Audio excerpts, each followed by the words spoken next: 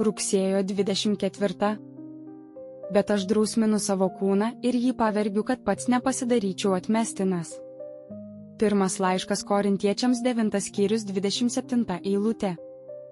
Žmogaus kūnas turi tam tikrą polinkį prisikelti iš būsenos palaikytos mirusią.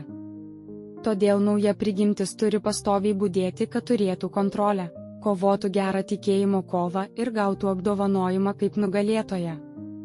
Tokia naujo proto kova su kūnu yra vadinama gera kova todėl, kad kovojama su savo asmeninės puolusios prigimties nuodėmėmis ir silpnybėmis. Tai tikėjimo kova todėl, kad visas krikščionio gyvenimas – tai gyvenimas tikėjimu, kaip tai apibūdina apaštalas. Mes gyvename tikėjimu, o ne regėjimu.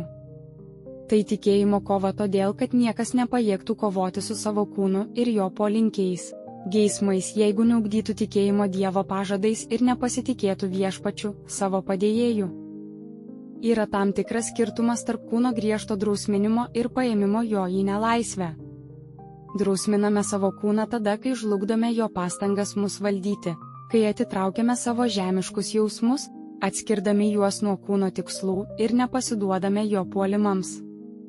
Paimame savo kūną į nelaisvę tada, kai mūsų nauja širdis, protas ir valia priverčia jį ir pavergia tam tikslui, kad vykdytų Dievo valią, tarnautų tiesai, teisingumui ir šventumui. Tie abu dalykai turi būti daromi, jeigu norime gauti mūsų pašaukimo apdovanojimą. Nors dar kiti dalykai turi būti įvykdyti, kad galėtume gauti amžiną gyvenimą, tačiau šie du yra būtini norint nugalėti. Jei kas šiame dalyke apsileidžia, tas nenugalės, praras apdovanojimą. Klausimai, kaip mano šios savaitės išgyvenimai atitiko šį tekstą? Kas padėjo, kas trukdė? Kokios buvo pasekmės? Bet aš drausminu savo kūną ir jį pavergiu, kad pats nepasidaryčiau atmestinas. Pirmas laiškas Korintiečiams 9 skyrius 27 eilutė.